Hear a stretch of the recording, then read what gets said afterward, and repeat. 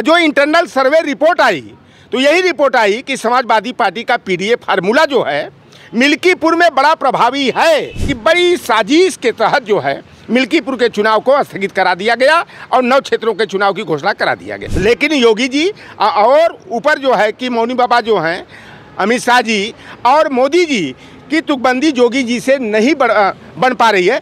अखिलेश यादव की कथनी और करनी में अंतर नहीं होता है। जो कह दिया तो उसे लंबे समय तक उसे निभाते हैं। धोखा कौन दिया? अखिलेश यादव जी के साथ जो कांग्रेस पार्टी में आरएसएस की विचारधारा के लोग हैं। निर्वाचन आयोग ने जो घोषणा किया तो मिल्कीपुर की सीट को छोड़कर 9 सीटों के घोषणा कर दिए।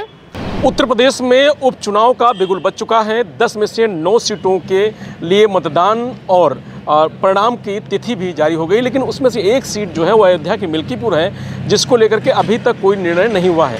हमारे साथ समाजवादी पार्टी के वरिष्ठ नेता लोटन राम निषाद जी हैं। हम उनसे बात करेंगे उपचुनाव को लेकर के क्या कुछ रणनीति है समाजवादी पार्टी की और मिल्कीपुर सीट क्यों छोड़ी गई है उस पर भी हम चर्चा करेंगे। लोटन जी, 10 सीटों पे उपचुनाव होना था लेकिन 9 सीटों पे डिक्लेयर हो गया है, लेकिन एक सीट मिल्कीपुर क्यों छोड़ दी गई आपको लगता है? देखिए, उत्तर प्रदेश में 10 विधानसभा सीटें रिक्त हुई थीं, 10 पर बाई इलेक्शन होना था। लेकिन कल निर्वाचन आयोग ने जो घोषणा किया तो मिल्कीपुर की सीट को छोड़कर 9 सीटों के घोषणा कर दिए। और अब यहाँ पर जो है कि 13 नवंबर को जो है कि मतदान भी होगा। मिल्कीपुर की सीट को छोड़ने का एक गोरख बाबा का जो मामला पूर्व विधायक रहे हैं कि याचिका उन्होंने योजित किया था। देखिए, निर्वाचन आयोग का एक नियम होता है कि जब अवधेश पासी लोकसभा के चुनाव जीत गए, सांसद हो गए, तो ऑटोमेटिक आवाज जो याचिका रहती है वो शून्य हो जाती है।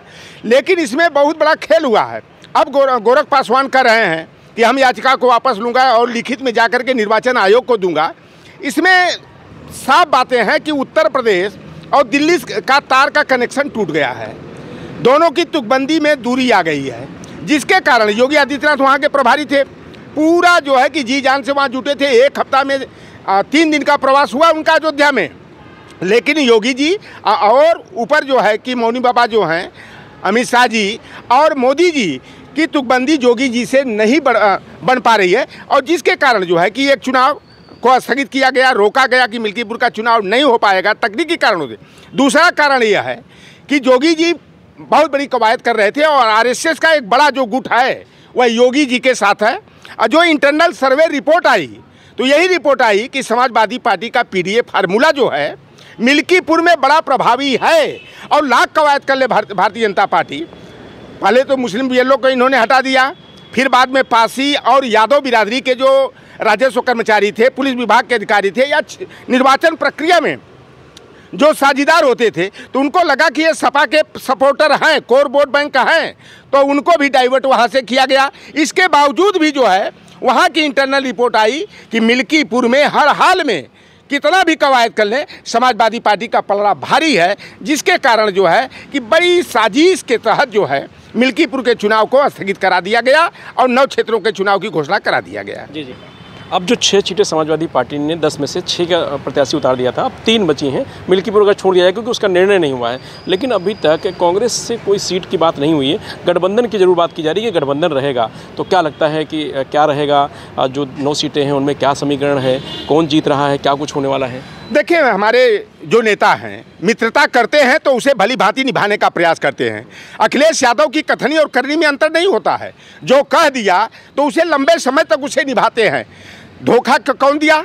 अखिलेश यादव जी के साथ जो कांग्रेस पार्टी में आरएसएस की विचारधारा के लोग हैं।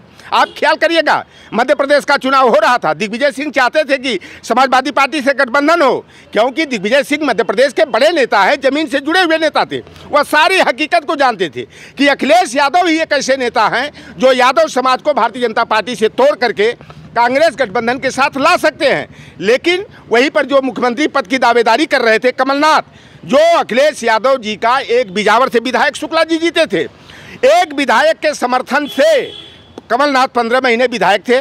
और कमलनाथ की भाषा क्या थी? कौन है अखिलेश? मैं अखिलेश यादव को नहीं जानता हूं। और उसी गठबंधन पहले 16 की बात 5, यहाँ तक कि 5 पर बात आ गई। माननीय अखिलेश यादव जी कहते थे अंदर हम लोगों से कि चलो भाई 8 नहीं देंगे 5 है, क्योंकि हमको भारतीय जनता पार्टी से हमारी लड़ाई है, न कि कांग्रेस पार्टी से लड़ाई है। पहले बड़े दुश्मन को मारने के लिए कभी कभी ये तो राजनीतिक हो चाहे सामाजिक धर्म हो, छोटे दुश्मन से हाथ मिलाना पड़ता है। और वहाँ पर कांग्रेस पार्टी ने धोखाधड़ी किया, ऐन मौके पर धोखा दे दिया। वही हाल हरियाणा में जब चुनाव की बात आई और बात राजनीतिक गलियारों से छल कराती थी कि अगर 2-4 सीट पर समाजवादी पार्टी हरियाणा में लड़ जाती है और अखिलेश यादव और राहुल गांधी, जैसे महेंद्रगढ़ का क्षेत्र है, मैं तो घूमा हूँ, 28-29 विधानसभा क्षेत्र हरियाणा में हैं जहां यादव समाज जो है निर्णायक की भूमिका अदा करता है। वहां भी यादव के दोनों क्षेत्र, अहिरवाल का क्षेत्र, महेंद्रगढ़ का क्षेत्र है, रेवाड़ी का क्षेत्र है, ये यादव लैंड बोले जाते हैं। जैसे हमारे यहाँ आजमगढ़, गाजीपुर, जौनपुर को यादव लैंड बोला जाता है, इटावा के बेल्ट को यादव लैंड बोला जाता है। लेकिन समाजवादी पार्टी के साथ पुनः वहां पर धोखाधड़ी हुई और दीपेंद्र हुड्डा जिनके पिताजी मुख्यमंत्री बनने वाले थे, कहा जाता है ना कि जब आदमी को गरूर हो जाता है, अति विश्वास हो जाता है ना, तो अपना आपा खो जाता है। दीपेंद्र हुड्डा का बयान क्या था, आप लोगों ने सुना होगा कि अखिलेश यादव को हरियाणा में कोई जानता नहीं, समाजवादी पार्टी का यहाँ पर कोई जनाधार नहीं है। और यह बात जबकि यादव समाज के लोग हम लोगों के टच में हैं, हमारे ओबीसी मोर्चा के साथ जुड़े हैं, लोगों ने कहा कि हम लोग मजबूरी में भारतीय जनता पार्टी के साथ जाते हैं, कोई विकल्प नहीं मिलता है।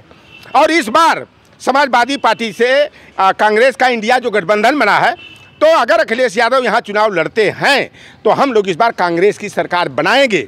लेकिन जो दीपेंद्र हुड्डा का बयान आया उसके कारण जो है यादव समाज चाह करके भी अखिलेश यादव के अपमान का बदला लेने के लिए कांग्रेस को हराया और भारतीय जनता पार्टी के साथ मजबूरी में चला गया। और इसके लिए जो उत्तर प्रदेश का चुनाव है, 6 सीटों पर हमारे उम्मीदवार घोषित किए। आप बताइए कि प्रदेश के जो उत्तर प्रदेश कांग्रेस कमेटी के अध्यक्ष अजय राजी हैं, मझवा के प्रभारी हैं, पता लगा अंदर खाने से कि अपने बेटा को वहाँ से उम्मीदवार बनाना चाहते थे। कई हज़ार वोट है इनकी बिरादरी का, हमको तो लगता है 100-200 वोट भी नहीं वहाँ पर है। और वहाँ पर उम्मीदवार लड़ाएंगे किसके भरोसे? समाजवादी पार्टी के वोट बैंक के भरोसे। हमारे ही सहारे तो हर नैया पार लगेगी, हम ही को आग तरेंगे। 2 सीटें जो है क्योंकि माननीय अखिलेश यादव उदार दिल के नेता हैं और हम 10 के 10 अगर मान लिया लड़ते हैं, हमें परिणाम सार्थक मिलना चाहिए। तो पहले तो गाजियाबाद सदर की एक सीट है, वह कांग्रेस को दिया जाएगा, क्योंकि यह राहुल गांधी और अखिलेश यादव के संबंधों की बात है, न कि बीच के हमारे जैसे नेता हों, चाहे अजय राय जैसे, कमलनाथ जैसे नेता हों, ऐसे नेताओं की नहीं। यह बड़े नेताओं के मुद्दे की बात है, क्योंकि भारतीय जनता पार्टी से लड़ना है और इससे सरकार न तो बनना है न तो बिगड़ना है। तो गाजियाबाद सदर की सीट और खैर की सीट जो अलीगढ़ में है, वहाँ की सीट कांग्रेस पार्टी को दिया जा सकता है। और अखिलेश यादव जी जो इंडिया गठबंधन की मित्रता है, उस मित्रता को जो है और मजबूत करना चाहते हैं। भारतीय जनता पार्टी को कोई अवसर नहीं देना चाहते कि वो हमारी दोस्ती पर जो है कि उंगली उठाने का काम करें। कितनी सीटें जीत रहे हैं इंडिया गठबंधन? देखिए, इंडिया गठबंधन जो है, जो हमारा आकलन है, हम ये नहीं कहेंगे कि 10 की 10, हम तो लड़ेंगे 10 सीट जीतने के लिए, लेकिन 7 से 8 सीट जो है इंडिया गठबंधन जीतेगा और लोकसभा चुनाव की तरह ही भारतीय जनता पार्टी को धूल चटाएगा। भारतीय जनता पार्टी जबकि हर तरह से प्रशासनिक गुंडाई कराने के लिए भी तैयार है। और अमित शाह और मोदी जी ने योगी जी से कह दिया है कि भैया देखो, 10 की 10 नहीं, अगर 8 सीट से कम आई तो आपको मुख्यमंत्री पद छोड़ना पड़ेगा, हम दलित को यहाँ मुख्यमंत्री बनाएंगे। और नाम भी अभी हम RSS वाले हमारे जो मित्र हैं उनसे पता लगा, 2 नाम पर भी लगभग में स्थिति तय हो गई है, जाटव और पासी की। तो जाटव में असीम अरुण जो समाज कल्याण राज्य मंत्री हैं स्वतंत्र प्रभार के, और दूसरा जो कि मोहनलालगंज के हारे हुए प्रत्याशी भाजपा के हैं, पूर्व में सांसद 2 बार रहे हैं, कौशल किशोर के नाम पर जो है दिल्ली वाला जो हाईकमान है वह पूरी तरह निर्णय ले चुका है। बस उपचुनाव का 23 को परिणाम आएगा, योगी जी प्रदेश के मुख्यमंत्री रहेंगे कि ये चुनाव निर्भर करे चुनाव के परिणाम, इनके लिए टारगेट दे दिया गया है कि अगर 7-8 सीट से कम आई तो मुख्यमंत्री पद की कुर्सी जाई और किसी दलित को मुख्यमंत्री बनाई। चलिए, तो धन्यवाद लोटेराम निषाद जी। देखिए, बहुत बड़ी बात कह रहे हैं कि जो उत्तर प्रदेश में 10 विधानसभा सीटों पर उपचुनाव होना है, उसमें से 9 सीटों को लेकर के जो तैयारी शुरू हो गई है, उसके परिणाम जब आएंगे उस पर तय होगा कि मुख्यमंत्री योगी आदित्यनाथ रहेंगे या कोई और रहेगा।